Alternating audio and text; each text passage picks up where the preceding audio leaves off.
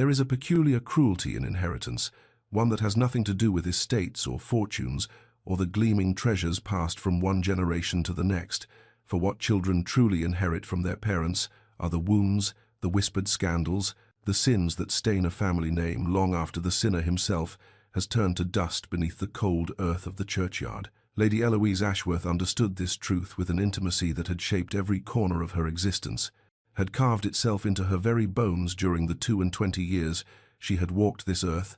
bearing a name that made drawing rooms fall silent and invitations mysteriously vanish. Her father, the late Earl of Ashworth, had been dead these 15 years, yet his legacy lived on in the averted gazes of former friends, in the cruel cut, direct delivered by matrons who had once bounced her upon their knees, in the genteel poverty that now defined her days in the modest cottage, where she tended to her ailing mother with hands that had once been destined for silk and diamonds. She could not remember the specifics of her father's crimes, for she had been but a child of 7 when the scandal broke, but she knew their shape from the whispers that had followed her through girlhood and into womanhood.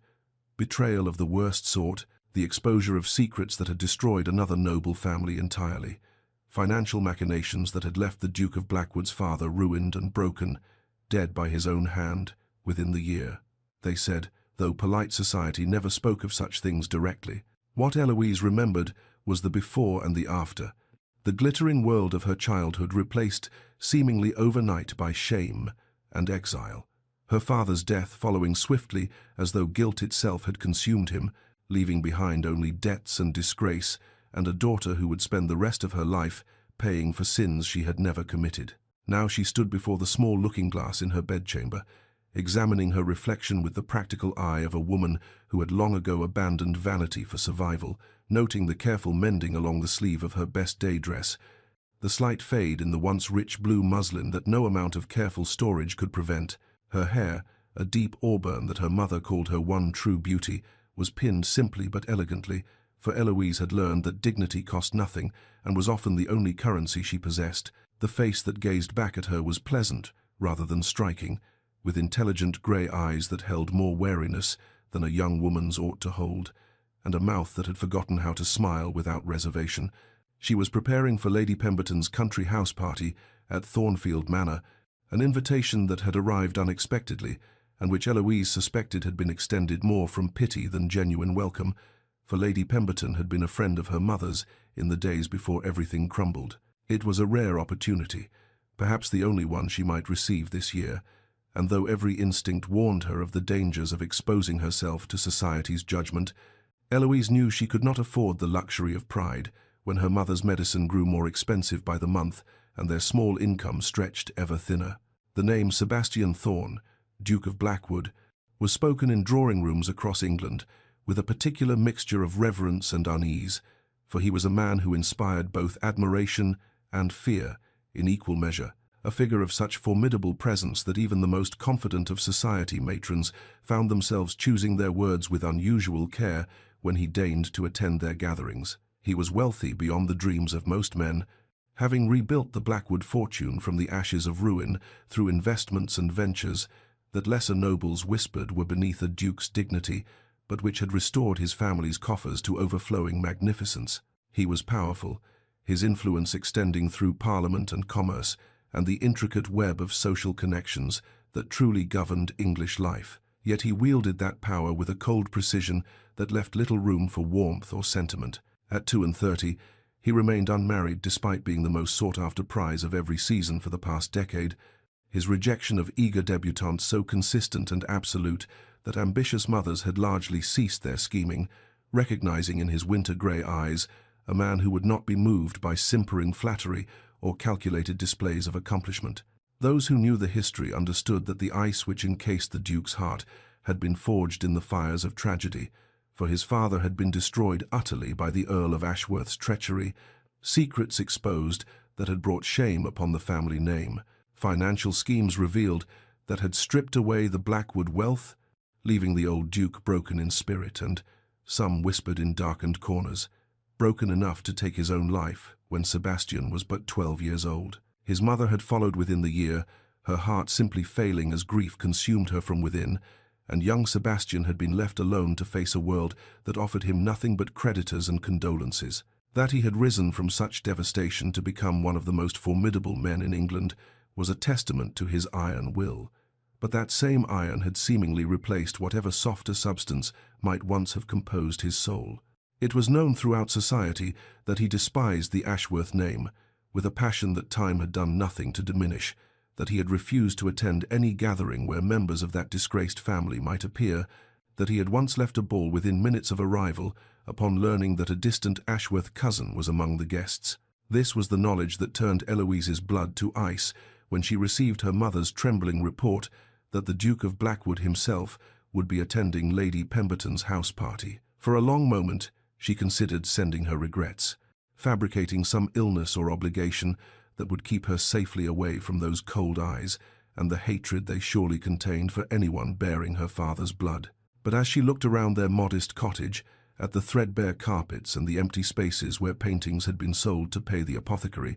she knew she could not afford such cowardice, for this gathering might be her only chance to meet some minor gentleman who might overlook her tainted name in favor of her modest accomplishments, and she would simply have to survive whatever contempt the Duke might direct her way. Thornfield Manor rose from the autumn landscape like a jewel set against velvet, its honey-colored stone glowing in the late afternoon light as the hired carriage that had cost Eloise nearly a month's household budget wound its way up the sweeping drive, and she pressed her gloved hand against the window glass as though she might absorb some of the grandeur through her fingertips, storing it away against the lean days that would surely follow this brief respite from her ordinary existence. The grounds were immaculate, rolling lawns giving way to formal gardens, still blooming with the last roses of the season, and everywhere she looked there were signs of wealth so casual it need not announce itself. The perfectly matched team of horses being led toward the stables, the livered footmen descending the front steps to assist arriving guests, the glitter of jewels at throats and ears as elegantly dressed figures moved past the tall windows of what must be the main drawing room. Eloise smoothed her faded blue muslin with hands that trembled only slightly,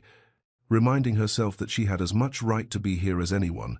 that Lady Pemberton had extended the invitation freely, that she would not shame her mother by cowering like a whipped dog simply because her gown was 3 seasons old and her pearls were paste. The footman who handed her down barely glanced at her modest trunk, and she caught the flicker of assessment in his eyes, the swift cataloguing of her worn travelling cloak and serviceable boots that marked her as a guest of little consequence. But she lifted her chin and walked through the great oak doors as though she belonged among the crystal chandeliers and priceless paintings that adorned the entrance hall. Lady Pemberton greeted her with a warmth that Eloise suspected was partially performance for the benefit of watching guests, but there was genuine kindness in the older woman's eyes as she pressed Eloise's hands and declared how pleased she was that dear Catherine's daughter could join them at last. The drawing-room was a sea of silk and superficial smiles, and Eloise accepted a cup of tea she did not want simply to have something to do with her hands, positioning herself near a window where she might observe without being forced into conversation. When she felt the atmosphere in the room shift like weather changing, a sudden tension that rippled through the assembled guests and drew every eye toward the doorway. He stood there like a dark pillar against the warm, golden light of the hallway beyond, tall and broad-shouldered in impeccably tailored black, his hair the color of a raven's wing and his face carved from stone that had never learned to smile. And Eloise knew him instantly, even though she had never seen him before in her life, knew him from the descriptions whispered behind fans and the reputation that preceded him like a winter frost. The Duke of Blackwood surveyed the room with eyes the color of storm clouds over a frozen lake, and when that gaze swept across the assembled guests, it passed over Eloise, paused, and returned with a sharpening focus that made her breath catch in her throat. She watched recognition dawn in those cold grey depths, watched his expression harden from mere aristocratic hauteur into something far more personal,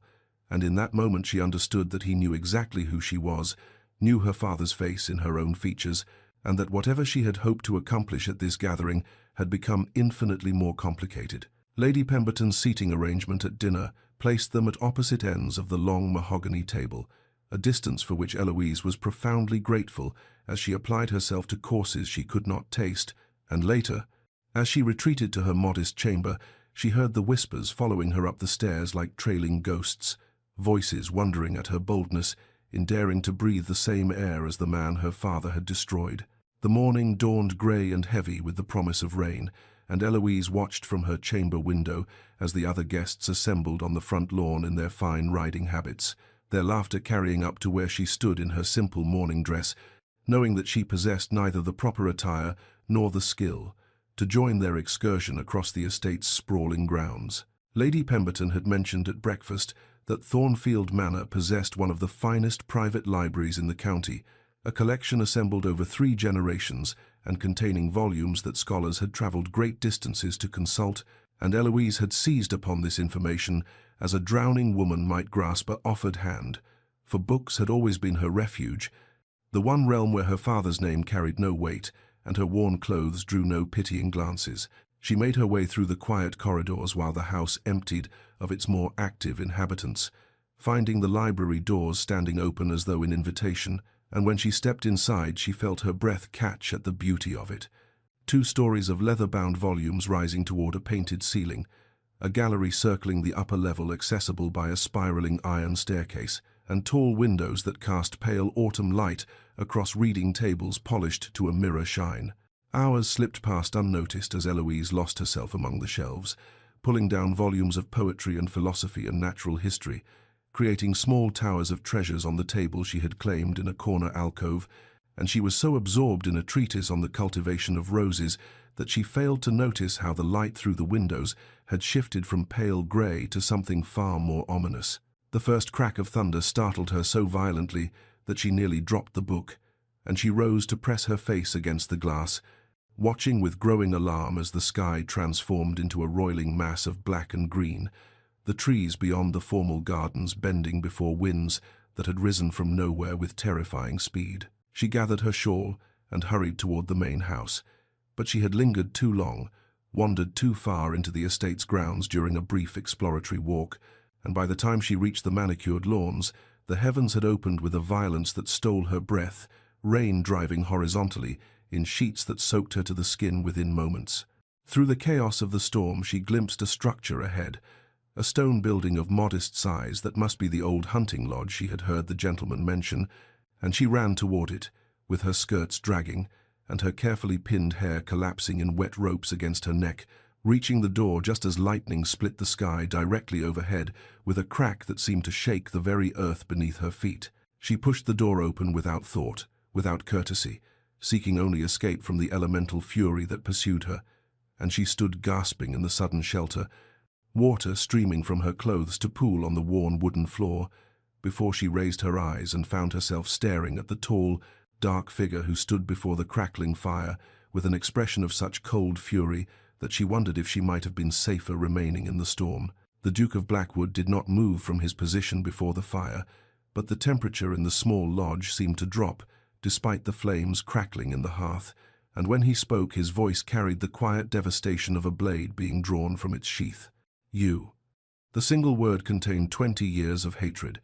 and Eloise forced herself to meet those storm-grey eyes, even as every instinct screamed at her to flee back into the tempest that raged beyond the walls. For surely the lightning and wind posed less danger than the man who stood before her with murder in his gaze. "Your Grace," she managed, her voice steadier than she had any right to expect, given that her teeth wanted to chatter from cold and fear in equal measure. "I apologize for the intrusion, but the storm—" "I am aware of the storm," he cut her off, each word precise as a surgeon's incision. "What I fail to comprehend is why, of all the structures on this estate, you chose to seek shelter in the one place where I had specifically retreated to escape the company of those I find objectionable." Eloise felt the barb strike true, felt the familiar burn of shame that accompanied every encounter with those who knew her father's name, but she had learned long ago that cowering only invited further attack, and so she straightened her spine despite the water dripping from her ruined hair and pooling in her sodden shoes. "I assure your Grace that had I known you were here, I would have taken my chances with the lightning," she replied, and something flickered in his expression, something that might have been surprise at finding teeth in a creature he had expected to grovel. The wind howled against the windows with renewed fury, and they both turned to watch as a tree branch, the size of a man's arm, struck the glass with enough force to make the panes rattle in their frames, and Eloise understood with sinking certainty that she would not be leaving this place until the storm exhausted itself, that she was trapped here with a man who had every reason to despise her very existence. Sebastian appeared to reach the same conclusion, for his jaw tightened and he turned away from her, presenting his broad back as though her presence offended him too greatly to warrant acknowledgement, and Eloise seized upon his dismissal as permission to claim the chair furthest from the fire, settling into its worn cushions and wrapping her damp shawl more tightly around shoulders that had begun to shake with cold. She asked for nothing, requested no comfort, made no plea for proximity to the warmth that was clearly his by right of prior occupation,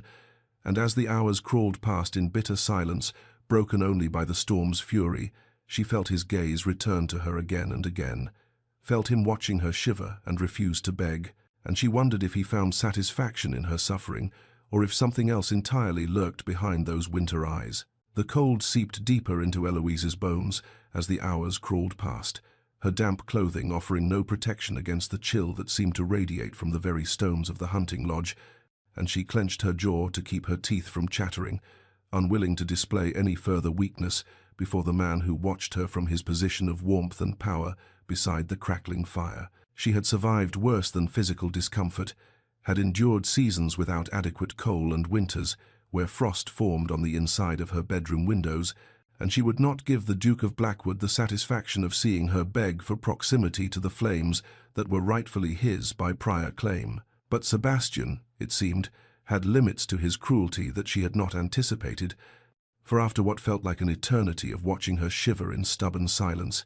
he moved abruptly toward the narrow cot in the corner of the room and seized the rough woolen blanket that lay folded there, crossing the space between them with long strides, and thrusting the fabric toward her with an expression that suggested the gesture cost him dearly. "Take it," he said curtly, "the words more command than offer, before you catch your death, and I am forced to explain to Lady Pemberton why I allowed a guest to expire of cold in my presence." Eloise accepted the blanket with hands that trembled, despite her efforts to steady them, wrapping its scratchy warmth around her shoulders and feeling the first blessed relief from the bone-deep chill that had settled into her very marrow. "Thank you, Your Grace," she said, and she meant it genuinely, without artifice or the simpering gratitude that so many ladies employed when seeking favor from powerful men,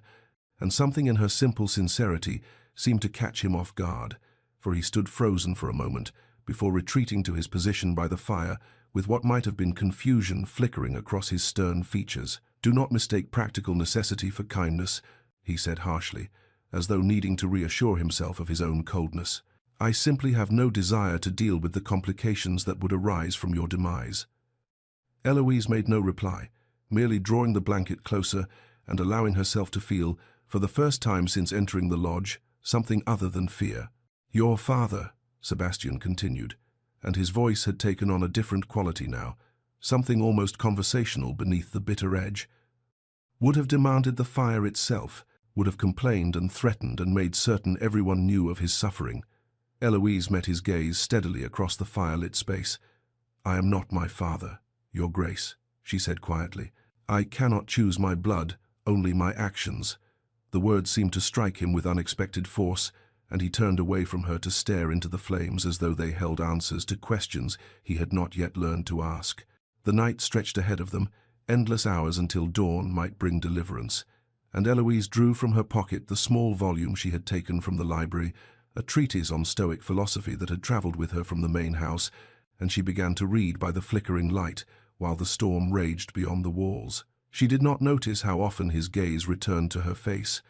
did not see how he studied the peaceful concentration in her expression as she lost herself in ancient wisdom, did not witness the first small crack forming in the edifice of hatred he had constructed so carefully over 20 years of nursing his wounds. The silence stretched between them like a living thing, thick and oppressive despite the storm's continued assault upon the windows, and Sebastian found himself growing restless in a way that had nothing to do with physical discomfort and everything to do with the woman who sat reading by firelight as though she had not a care in the world beyond the pages before her. He had expected tears, recriminations, perhaps desperate attempts at seduction or manipulation, for he had learned long ago that women of the ton employed every weapon in their arsenal when trapped with a powerful man, and yet Eloise Ashworth simply read her book with an expression of serene concentration that made him feel, absurdly, as though he were the one intruding upon her solitude. "What are you reading?" The question emerged more harshly than he intended, torn from him by an irritation he could not quite name, and she looked up with those clear grey eyes that seemed to hold neither fear nor artifice, merely mild surprise at being addressed. "Marcus Aurelius," she replied, turning the small volume so he might see its worn cover. "His Meditations." Sebastian felt his eyebrows rise despite himself, for he had expected sentimental poetry or Gothic novels, the frivolous fare that occupied most ladies of his acquaintance, not the philosophical musings of a Roman emperor. "And what does a young lady find to interest her in Stoic philosophy?" he asked, unable to keep the skepticism from his voice, though something in him genuinely wished to know the answer. Eloise considered the question with the same thoughtfulness she seemed to bring to everything, and when she spoke, her words carried the weight of genuine reflection rather than the desire to impress. "He writes of accepting what we cannot control while taking responsibility for what we can," she said quietly. "I find comfort in the reminder that our circumstances need not define our character, that we may choose who we become regardless of what fortune bestows or withholds." The words struck Sebastian with unexpected force, for they spoke directly to the philosophy he himself had adopted in rebuilding his family's shattered legacy, and he found himself drawn into debate despite every intention to maintain his cold distance. They discussed the nature of virtue and the limits of human will, the balance between acceptance and action, and with each exchange Sebastian discovered new depths to the woman he had dismissed as merely her father's daughter. She challenged his interpretations with keen intelligence, conceded points with grace when his arguments proved stronger, and laughed softly at her own errors in a way that transformed her solemn face into something approaching beauty. Near midnight, when the fire had burned low and the storm had gentled to a steady rain, Eloise spoke of her father for the first time, her voice carrying neither defense nor condemnation, but only a profound and weary sadness. "I was 7 when he died," she said, staring into the embers. "I remember a man who brought me sweets and called me his little bird, but I have learned since what he truly was,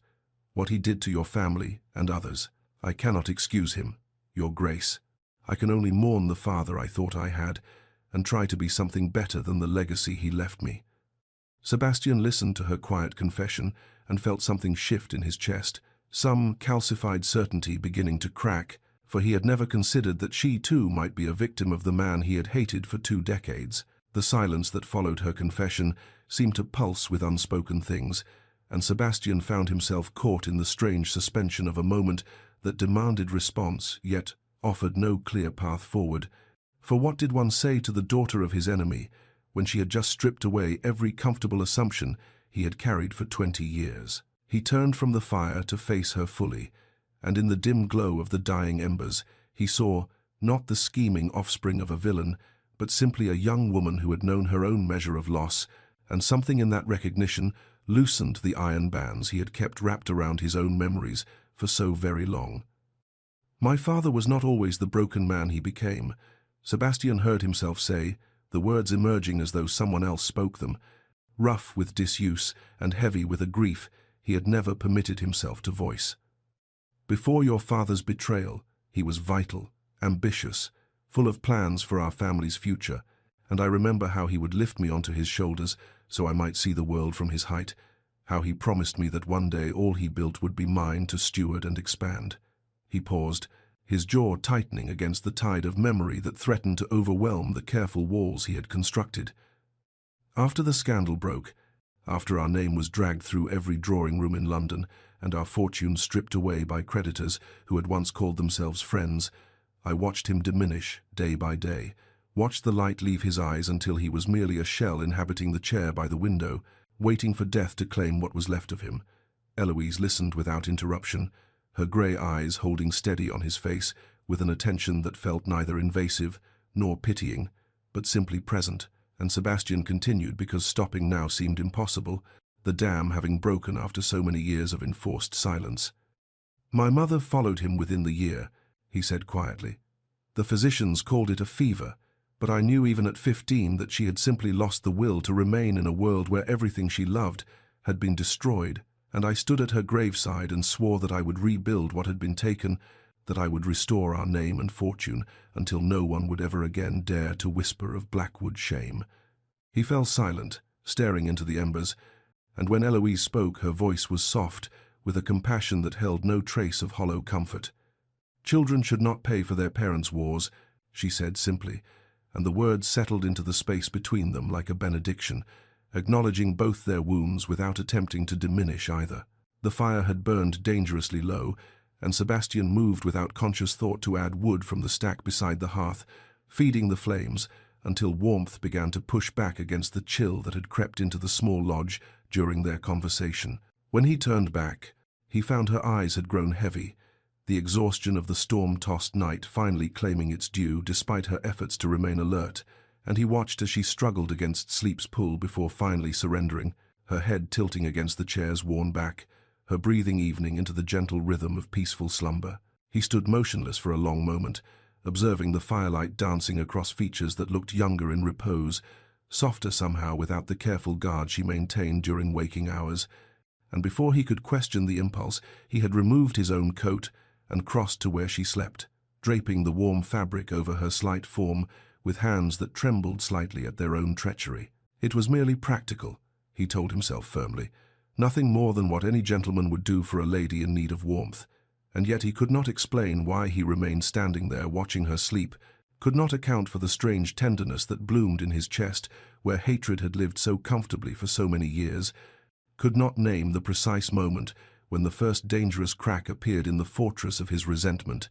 admitting light where only darkness had dwelt before. Dawn crept through the hunting lodge's small windows with the tentative gold of a world washed clean, and Eloise woke slowly to the unfamiliar sensation of warmth where cold should have been, her sleep-fogged mind taking several long moments to register the heavy wool coat that covered her like a blanket and the faint masculine scent of sandalwood and cedar that clung to its fibers. Memory returned in a rush: the storm, the Duke, the extraordinary conversation that had stretched through the darkest hours, and she sat up abruptly, her heart pounding with sudden awareness of her circumstances and the catastrophic impropriety of having spent an entire night alone with an unmarried gentleman, even one who had begun the evening as her declared enemy. Sebastian stood at the window, his back to her, his tall frame silhouetted against the pale morning light, and she could see from the rigid set of his shoulders that he had slept little, if at all, that he had spent the remaining hours of darkness wrestling with thoughts she could not begin to imagine. He turned at the sound of her movement, and for one suspended moment their eyes met across the small room, and Eloise saw in his gaze a confusion that mirrored her own, a searching quality that suggested he too was trying to reconcile the man he had been yesterday with whatever he had become during the long night's passage. "The storm has passed," he said, his voice rough with exhaustion and something else she could not name. "You must return to the main house before the other guests wake and discover your absence, or your reputation will be destroyed beyond any hope of recovery."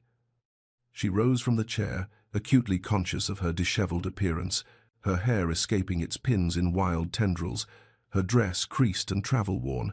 and she removed his coat with hands that trembled slightly, despite her best efforts at composure, folding it carefully before holding it out to him. "Thank you," she said quietly, and the words carried weight far beyond gratitude for a simple garment. Encompassing all that had passed between them in the darkness, the confidences exchanged, the walls that had crumbled stone by stone. "For your kindness." He took the coat, and in the transfer their fingers brushed, the briefest contact of skin against skin, and Eloise felt the touch travel through her like lightning, awakening something that had slumbered beneath years of resigned acceptance and careful hope. Sebastian's eyes darkened at the contact, his jaw tightening as though he too had felt the strange electricity of that moment.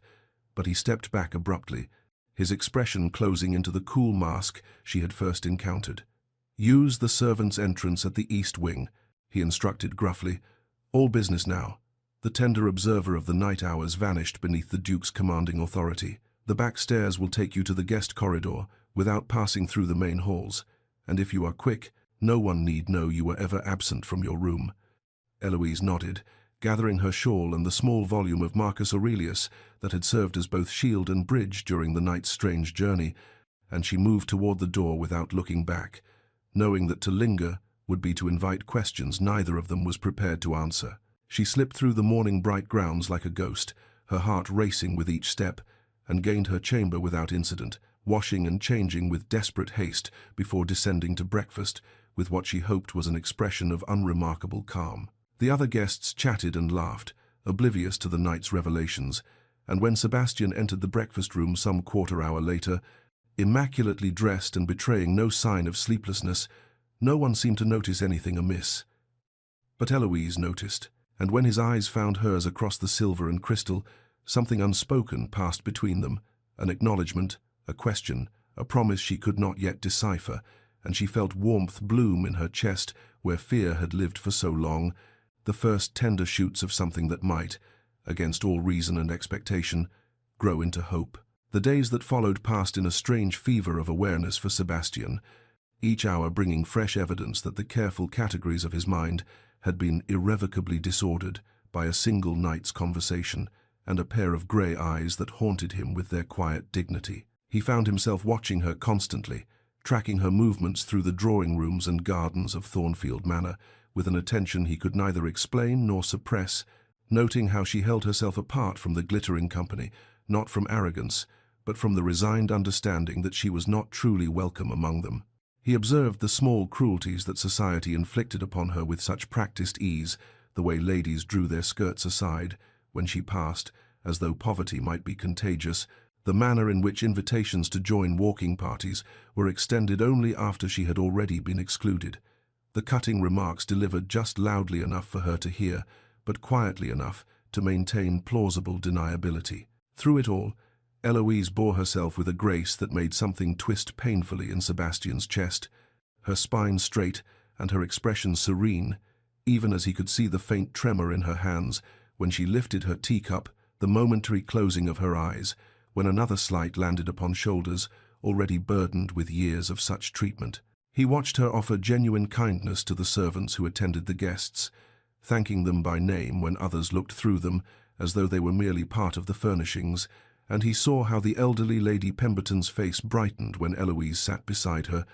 engaging the often ignored dowager in conversation that left the old woman laughing with a delight her own family rarely troubled to inspire. On the third day, Lord Whitmore, a man Sebastian had always found tedious but had never before actively despised, made a jest at dinner about the dangers of allowing certain bloodlines into decent company, his piggy eyes fixed on Eloise with malicious satisfaction as laughter rippled around the table.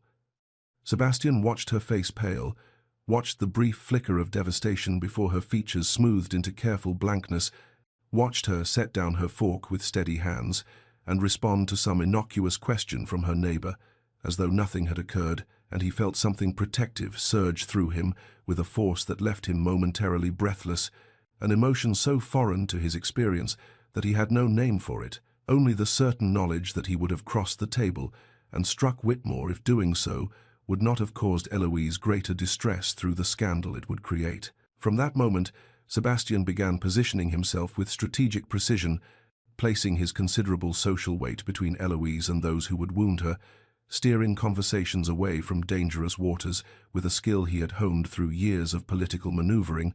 ensuring that when he stood near her, the lesser predators of society found their courage failing. He told himself this was merely justice, merely the correction of an error he had perpetuated by hating an innocent woman for her father's crimes, but late at night in the solitude of his chamber, he knew the truth was far more complicated, far more dangerous, and far more impossible to ignore. The final ball of Lady Pemberton's house party blazed with the light of 1,000 candles, their flames reflected in crystal chandeliers and mirrored walls until the grand ballroom seemed to shimmer with captured starlight, and Eloise stood at its edge in her carefully mended gown of pale blue silk, watching the glittering company swirl through the figures of a country dance, while she told herself that she had survived the week, that in mere hours she would return to her quiet cottage and her mother's gentle company, and leave behind this world of sharp smiles and sharper tongues that had never truly been hers. She had not spoken privately with Sebastian since that morning in the hunting lodge, though she had felt his presence like a physical force throughout the remaining days, his dark gaze finding hers across crowded rooms with an intensity that made her breath catch and her heart race with emotions she dared not examine too closely. And she had begun to wonder if the connection she had felt during that extraordinary night had been nothing more than a product of the storm's strange intimacy, a fever dream that would fade with distance and time. The orchestra struck up a new melody, and Lord Whitmore's voice cut through the music with the practiced carrying power of a man accustomed to commanding attention, his florid face flushed with wine and malice as he declared to his circle of sycophants that it was really quite shameful that Ashworth's daughter had dared show her face in decent company, that some people had no sense of propriety whatsoever, that the sins of the father should rightfully descend upon the child when the father's sins were so very grievous. The room fell silent with the sudden hush of scandal anticipated, faces turning toward Eloise with expressions ranging from pity to satisfaction to the avid hunger of those who fed upon others' humiliation, and she felt the blood drain from her face as shame burned through her like acid, her hands trembling at her sides as she fought the desperate urge to flee, to run from this glittering torture chamber and never return, knowing that to do so would only confirm everything they believed about her, that she was lesser, unworthy, forever tainted by a dead man's crimes. Then Sebastian stepped forward from the shadows where he had been watching, and his voice cut through the whispers like a blade of ice, cold and precise, and devastating in its authority, as he declared that Lady Eloise Ashworth had shown more honor and dignity in 1 week than Lord Whitmore had demonstrated in his entire miserable existence, that she possessed a grace and intelligence that put the entire assembled company to shame, and that anyone who dared insult her in his presence would answer to him personally. Shock rippled through the ballroom in visible waves, mouths falling open, fans freezing mid-flutter, as the Duke of Blackwood, the man who had built his reputation upon his hatred of the Ashworth name, crossed the marble floor with purposeful strides and stopped before Eloise, with an expression that dared anyone to challenge him. He offered her his arm with formal courtesy, asked if she would do him the honor of this dance, and when her trembling fingers settled upon his sleeve, he led her onto the floor as the orchestra stumbled into a waltz, and all of society watched in stunned disbelief as the Duke of Blackwood held his enemy's daughter in his arms and looked at her as though she were the only person in the room. The waltz ended as all dreams must end, with the final strains of music fading into silence and the return of reality pressing in from all sides, and before Eloise could find words to express the tumult of emotions that threatened to overwhelm her, Sebastian released her from his arms with a formal bow, his expression once again unreadable, and disappeared into the crowd of guests who parted before him like waves before the prow of a great ship. She stood alone on the dance floor for a moment that stretched into eternity, her heart racing and her mind struggling to comprehend what had just occurred, until Lady Pemberton appeared at her elbow with fluttering hands and nervous exclamations about what an unexpected honor, what a remarkable turn of events, and guided her to a chair where she might recover her composure while the other guests regarded her with expressions transformed from contempt to cautious reassessment. The remaining hours of the ball passed in a blur of faces and murmured courtesies, people who had ignored her for days now finding reasons to speak with her, to inquire after her mother's health, to express hope that they might call upon her when next in her neighborhood, and through it all Eloise smiled and responded with appropriate graciousness, while her thoughts remained fixed upon Sebastian's face as he had declared her worthy of respect, upon the warmth of his hand at her waist during their dance, upon the 1,000 questions that burned within her breast without hope of answers. She returned home to her mother 2 days later, the journey accomplished in a daze of confusion and fragile hope, and as she sat beside her mother's sickbed describing the events of the house party in carefully edited terms, she found herself unable to speak of Sebastian without her voice catching, without a warmth rising to her cheeks that her mother's sharp eyes did not fail to notice. Days stretched into weeks, with no word from Blackwood, no card, no letter, no indication that their extraordinary encounters had meant anything at all to him, and Eloise told herself firmly that she had been a fool to hope, that his defense of her had been merely the whim of a powerful man who could afford to indulge in unexpected gestures, that a duke did not truly concern himself with the fate of an impoverished earl's daughter, regardless of what had passed between them during one stormy night. Yet her heart whispered otherwise in the quiet hours before dawn, replaying every word he had spoken, every glance they had shared. The gentle weight of his coat settled over her sleeping form, and she could not silence the treacherous hope that flickered within her despite every rational argument against it. Meanwhile, in the imposing solitude of Blackwood Hall, Sebastian found himself consumed by thoughts of a grey-eyed woman who had somehow dismantled every certainty upon which he had built his life, and he had set his solicitors to discreet inquiries that revealed the full extent of her circumstances, the crumbling cottage, the mounting debts, the ailing mother whose care consumed what little resources remained, the dignity with which she faced a future that promised nothing but continued hardship, and the slow erosion of genteel poverty. Each piece of information deepened his respect into something far more dangerous, something that kept him awake through long nights as he wrestled with the terrifying possibility that hatred had transformed into its opposite, and that the daughter of his enemy had become the one person in all the world he could not bear to see suffer. 3 weeks had passed since the ball, 3 weeks of silence that had stretched Eloise's nerves to breaking and taught her the particular cruelty of hope, when the sound of carriage wheels on the gravel drive brought her to the window of their modest parlour,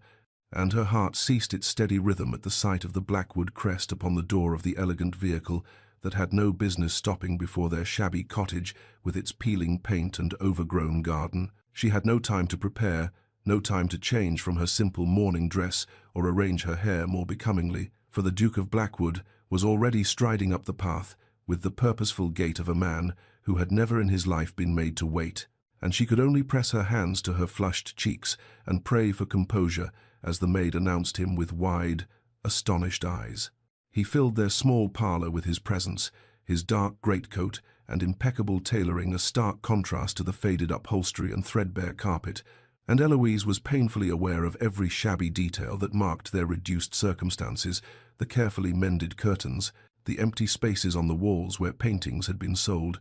the chill in the air because they could not afford fires in every room. Her mother was too ill to receive visitors, confined to her bed these past several days with the wasting sickness that stole a little more of her strength with each passing week. And so Eloise faced him alone, her chin raised despite her racing heart,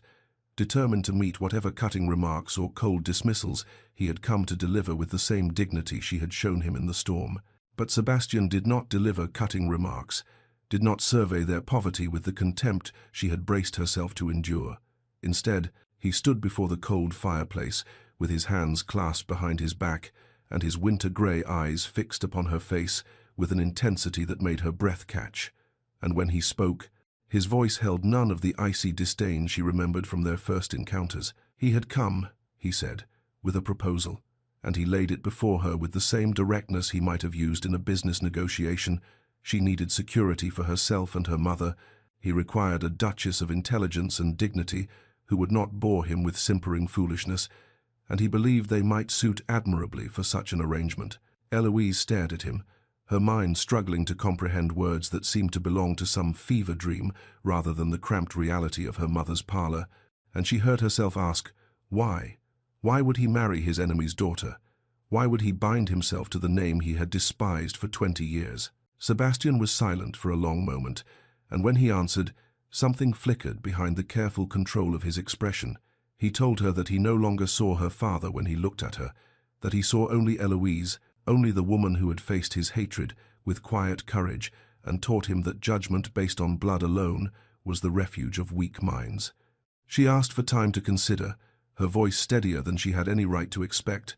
and he granted it with a brief nod, his eyes searching her face as though memorizing its every feature, before he turned and left her standing, amid the shabby gentility of her former life, wondering if she had the courage to reach for a future she had never dared to imagine. Eloise climbed the narrow stairs to her mother's bedchamber, with legs that trembled beneath her, and a heart that had not ceased its frantic rhythm since Sebastian's carriage had disappeared down the lane, and she found Lady Ashworth propped against her pillows in the weak afternoon light, her once beautiful face gaunt with illness, but her eyes still sharp with the intelligence that no fever could diminish. She sat upon the edge of the bed and took her mother's thin hand in her own, and the words spilled forth in a tumult she could not contain. The Duke of Blackwood had come. The Duke of Blackwood had proposed marriage. The Duke of Blackwood wished to make her his duchess, and she did not know what to think or feel or believe, because surely such things did not happen to girls like her, to daughters of ruined men, to women who had resigned themselves to lives of quiet struggle and diminished hopes. Her mother listened without interruption, her frail fingers tightening around Eloise's with surprising strength, and when the flood of words finally ceased, she was silent for a long moment, her gaze searching her daughter's face with the penetrating wisdom that only mothers possess. The question she asked was not about wealth or title or the restoration of their fortunes, not about society's reaction or the practicalities of such an unequal match. She asked simply, quietly, whether Sebastian was kind. The question struck Eloise like a blow, cutting through all the confusion and fear and desperate hope to the heart of what truly mattered, and she found herself remembering not his cold reputation or his fearsome power, but the weight of his coat settling over her shoulders as she slept, the wood he had added to the fire without being asked, the fury in his voice as he defended her honor before all society, the way his eyes had softened almost imperceptibly when he spoke of no longer seeing her father when he looked at her. She admitted to her mother that she believed he could be kind, that she had glimpsed something beneath the ice that spoke of a heart capable of warmth if only it were allowed to thaw, and her mother smiled the gentle smile of a woman who had known both great love and great sorrow, and understood that the two were often intertwined. Respect, her mother counseled in a voice grown weak with illness, but firm with conviction, was a foundation upon which all lasting happiness must be built, and love, true love, could grow from such soil if tended with patience and courage. Eloise remained at her mother's bedside long after Lady Ashworth had drifted into exhausted sleep, turning over the words in her mind, examining her own heart with ruthless honesty, and when she finally rose to pen her response to Sebastian's proposal, she did so not from the desperation of a woman seeking rescue from poverty, but from the tentative hope of a woman who dared to believe that she might find something far more precious than security. The letter she wrote was brief, her acceptance plainly stated, and when Sebastian's response arrived the following day, equally brief, formally worded, containing nothing of sentiment or flowery declaration, she read it 3 times over, her fingers tracing the bold strokes of his handwriting, and imagined she could detect beneath the careful formality something that might have been relief, something that might have been anticipation, something that made her heart lift with the fragile, terrifying wings of hope taking flight. The wedding was held on a grey November morning in the small village church near Blackwood Hall, a modest ceremony that would have been unremarkable were it not for the identity of the groom, and the whispers that preceded them down the aisle spoke of scandal and speculation and the inexplicable mystery of why the Duke of Blackwood would bind himself to the daughter of his greatest enemy. Eloise wore her mother's wedding dress, ivory silk yellowed slightly with age but still beautiful, altered by her own careful hands to fit her slimmer frame, and as she stood before the mirror in the cramped room where she had prepared, she thought of her mother wearing this same gown 30 years before, radiant with hope and love for a man who would eventually bring ruin upon them all. But she would not think of her father today, would not allow his shadow to darken this threshold she was about to cross. Instead, she touched the delicate lace at her throat and drew a steadying breath, and when the church doors opened before her, she walked forward with her chin raised and her heart hammering against her ribs like a caged bird, desperate for freedom or flight. Sebastian stood at the altar in severe black, his dark hair swept back from his angular face, and his expression as she approached was utterly unreadable, a mask of aristocratic composure that revealed nothing of what thoughts moved behind those winter-grey eyes. But when she reached him and placed her trembling hand in his, she felt the steadiness of his grip, the warmth of his fingers closing around hers with a firmness that seemed almost protective, and something in her chest loosened just slightly, just enough to allow her to breathe. The vows were spoken in voices that echoed through the near-empty church, her mother present despite her illness, supported by a hired nurse, tears streaming down her gaunt cheeks. Sebastian's solicitor standing as witness, the elderly vicar, who had known Eloise since childhood, pronouncing words that would bind her forever to a man she barely knew and yet somehow trusted. When Sebastian slid the ring onto her finger, a band of gold set with a sapphire that matched her eyes, chosen with more care than a purely practical arrangement would warrant, she looked up and found him watching her face with an intensity that made her breath catch. The wedding breakfast was small, held in a private room at the local inn, and Eloise sat beside her new husband in a daze of unreality, accepting his quiet courtesies, watching her mother smile through her tears with a joy that seemed to transcend her failing body. When it came time to depart for Blackwood Hall, Sebastian helped her into the ducal carriage with a gentleness that surprised her still, his hand lingering at her elbow a moment longer than strictly necessary, and as the wheels began to turn and her old life fell away behind them, she sat in the plush silence beside him and wondered what awaited her in the halls of the man who had once despised her very name. He did not speak during the journey, but neither did his silence feel hostile. It was instead a contemplative, quiet, and when she stole a glance at his profile against the window's grey light, she thought she saw something almost vulnerable in the set of his jaw. Their new life stretched before them, uncertain and untested, a path forged from the ashes of old hatred toward a destination neither could yet name, and Eloise folded her hands in her lap and allowed herself, for the first time, to hope that this strange beginning might lead somewhere beautiful. The early weeks of marriage unfolded, with the careful choreography of two people learning to share a life while still uncertain of the steps, and Eloise found herself navigating the vast halls of Blackwood Hall with a mixture of wonder and wariness that she could not quite shake. They maintained separate bedchambers as befitted a marriage of convenience, his door at the far end of the corridor from hers, and yet she was acutely aware of his presence in every room she entered, as though the very walls had absorbed something of his essence during all those years he had lived here alone. Their meals together began in stilted formality, polite inquiries about her comfort, equally polite assurances that she wanted for nothing, but gradually, imperceptibly, the conversations deepened, touching first upon the management of the estate and then upon books they had read and opinions they held,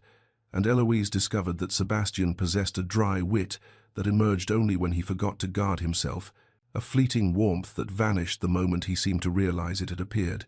He took her on tours of the property, walking beside her through gardens that had grown wild during his years of single-minded focus on rebuilding the family fortune.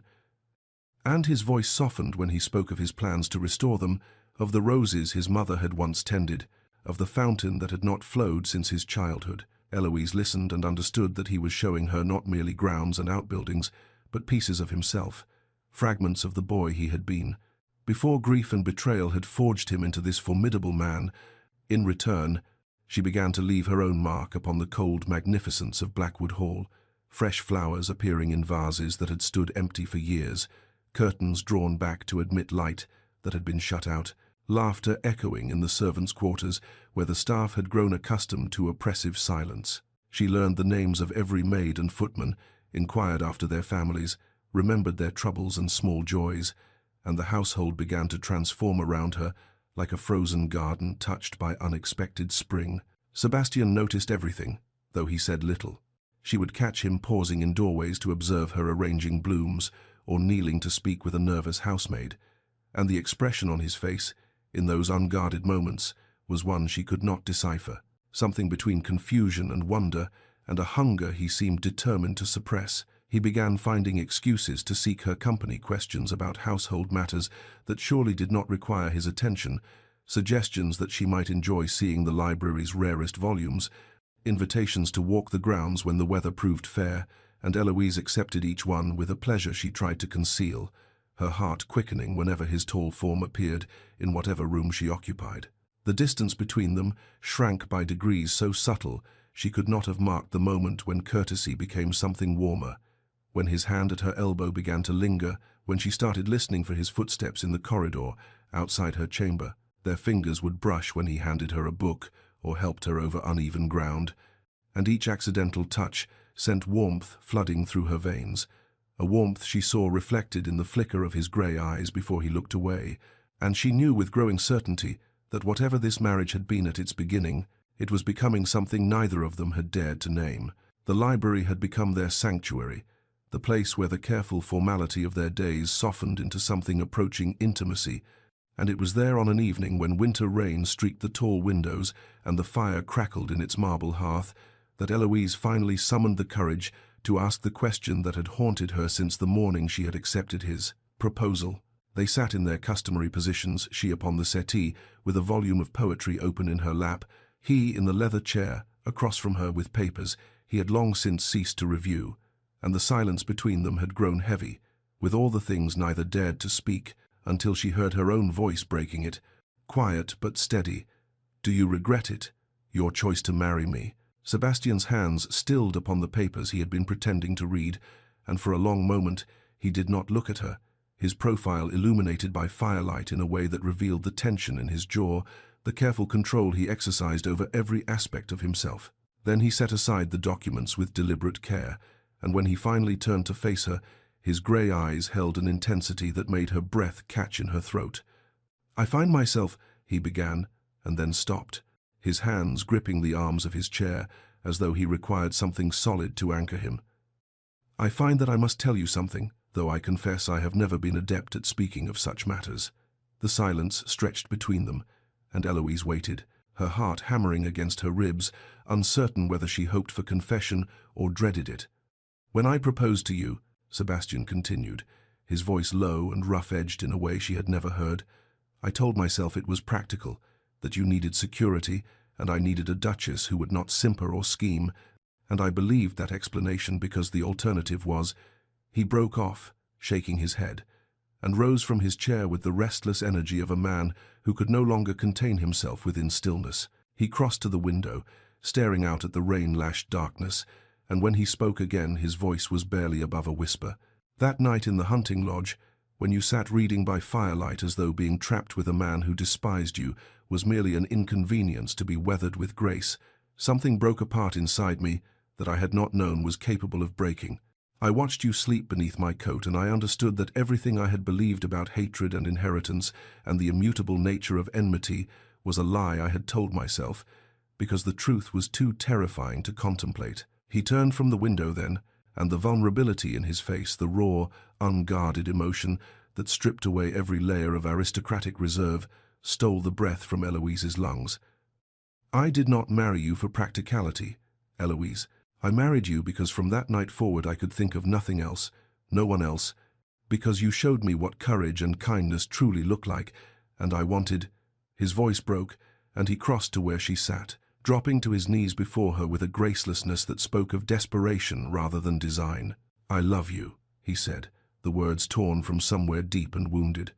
"I love you, and I have loved you since that storm, and I have been too much a coward to speak it, too afraid that you could never feel anything but tolerance for a man who once regarded you with such undeserved contempt. But I cannot bear another night of pretending that this marriage is merely an arrangement of convenience, when every moment in your presence is both the greatest joy I have ever known and an exquisite agony of wanting what I dared not name." The tears that had been gathering in Eloise's eyes spilled over at last, tracing silver paths down her cheeks as she looked upon this man who knelt before her with his heart laid bare, this proud and powerful duke who had stripped away every defense to offer her the truth she had scarcely dared to dream might exist. "Sebastian," she whispered, and his name upon her lips felt like a prayer, like a key turning in a lock that had held her heart prisoner for longer than she could remember. "I have been so afraid, afraid to hope, afraid to want, afraid that if I allowed myself to feel what has been growing inside me since that night in the storm, I would only be preparing myself for a devastation from which I could never recover." She reached out with trembling fingers to touch his face, to trace the strong line of his jaw and feel the slight roughness where his evening beard was beginning to shadow his skin, and the way his eyes fluttered closed at her touch, the way he leaned into her palm as though her hand were the only thing anchoring him to the earth, undid something that had been wound tight within her chest for years upon years. "Every kindness you showed me," she continued, her voice breaking over the words, "every small gesture, every moment when you looked at me as though I were something precious rather than something shameful. Each one dismantled another piece of the wall I had built around myself, and I told myself I was foolish, that I was reading meaning where none existed, that a man like you could never truly want a woman like me, burdened as I am with my father's legacy and my own insufficiencies." Sebastian's hands came up to cover hers, where it rested against his cheek, and when he opened his eyes they were bright, with an emotion that stole her breath, an intensity of feeling that she recognized because it mirrored what blazed within her own breast. "You are not burdened," he said fiercely. "You are not insufficient. You are the finest person I have ever known, and I have been a fool and a coward for every day I failed to tell you so. And then she was saying the words she had held captive for so long, the confession pouring from her lips like water released from a dam. I love you, Sebastian. I love you with everything I am and everything I hope to become, and I think perhaps I have loved you since you draped your coat over me while I slept and thought I would not know. The sound he made then was half laugh, half sob, and he rose from his knees only to draw her up with him, his hands cradling her face as though she was something infinitely precious. And when his lips met hers at last, it was with a tenderness that spoke of reverence, of wonder, of promises made in the silent language of touch. The kiss deepened, transformed, became something urgent and necessary as breath itself, and Eloise found herself clinging to him as sensation overwhelmed thought, as the careful propriety they had maintained for weeks burned away in the fire that had been kindling between them since that storm-racked night. When he lifted her into his arms, she did not protest, only pressed her face into the curve of his neck and breathed in the scent of him, sandalwood and wood smoke, and something essentially Sebastian. As he carried her from the library, through corridors that blurred past unnoticed, to the chamber that would from this night forward be theirs together. What passed between them in the candlelit darkness was everything their slow and careful courtship had promised it would be, a union of bodies that was also a union of souls, tender and passionate by turns, marked by whispered words of love and discovery, and the profound joy of two people who had found in each other the home they had despaired of ever knowing. Afterward, wrapped in his arms with her head upon his chest and his heartbeat steady beneath her ear, they spoke of the future they would build together, of children and laughter, and a love that would only deepen with time. And Eloise understood at last that every sorrow she had endured, every humiliation and lonely night, had been leading her inexorably to this moment, to this man, to this happiness she had never believed could be hers. The London season that year would be remembered not for the scandals that usually set tongues wagging, nor for the fashions that graced Almack's hallowed halls, but for the extraordinary transformation of the Duke and Duchess of Blackwood, who arrived in town as a couple so visibly, so radiantly in love, that even the most cynical observers found themselves forced to abandon their assumptions about marriages of convenience and cold aristocratic arrangements. Eloise moved through the glittering ballrooms and elegant drawing-rooms on Sebastian's arm, and those who had known her as the shamed daughter of a disgraced earl could scarcely reconcile their memories with the woman who now stood before them, not merely a duchess in title, but a duchess in bearing, her quiet dignity transformed into confident grace, her beauty no longer dimmed by worry and want, but illuminated by happiness that seemed to glow from within. The faded dresses of her impoverished years had given way to gowns of exquisite taste, commissioned by a husband who took evident pleasure in seeing her adorned as she deserved. Yet it was not the silk and jewels that drew every eye when she entered a room, but rather the way Sebastian looked at her,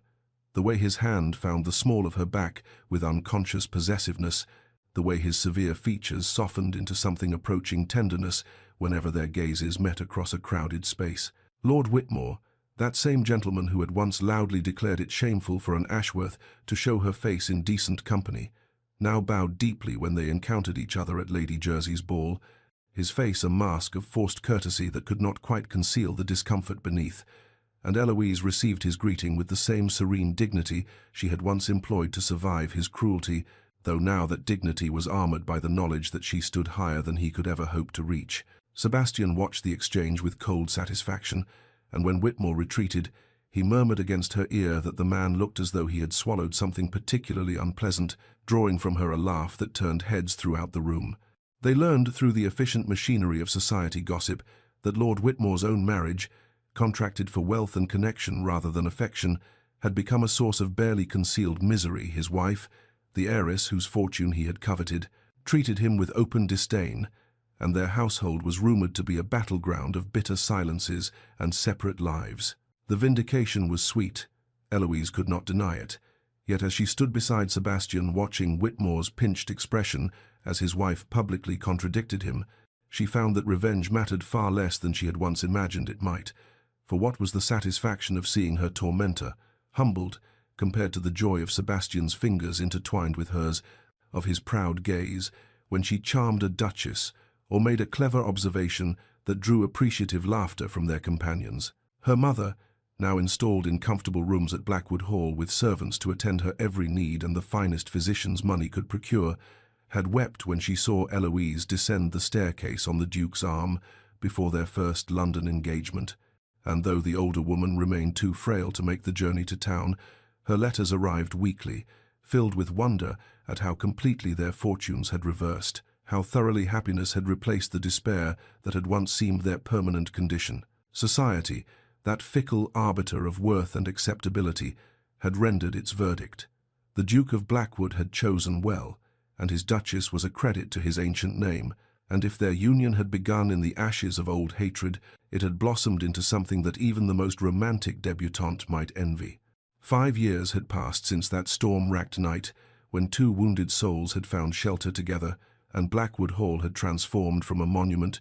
to grief and bitter determination into something it had never been in all its centuries of existence. A home filled with joy. The sound of children's laughter echoed through corridors that had once known only silence and sorrow,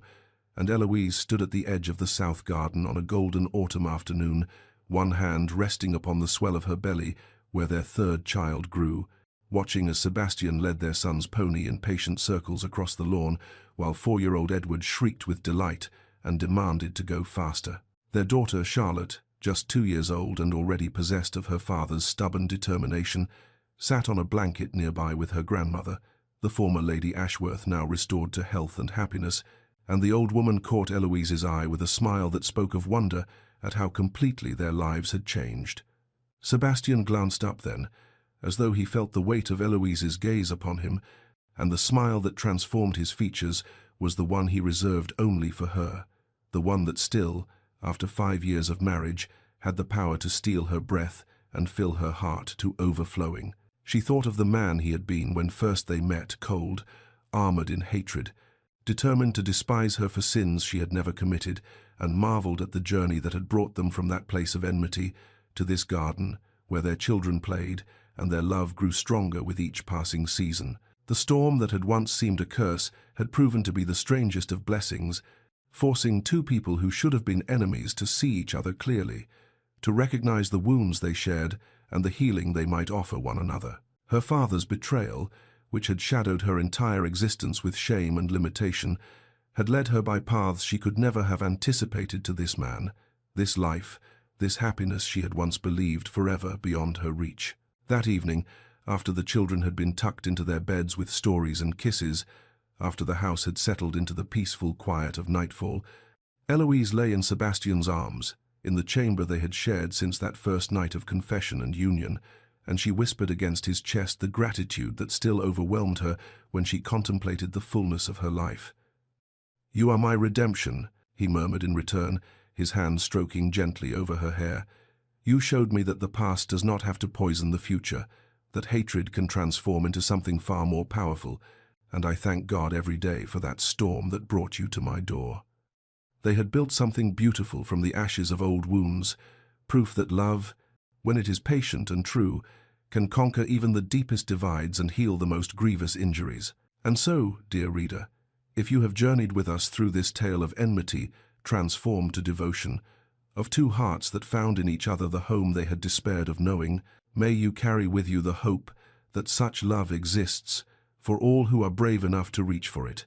that the sins of the past need not determine the blessings of the future, and that sometimes the greatest joys arrive disguised as our greatest trials.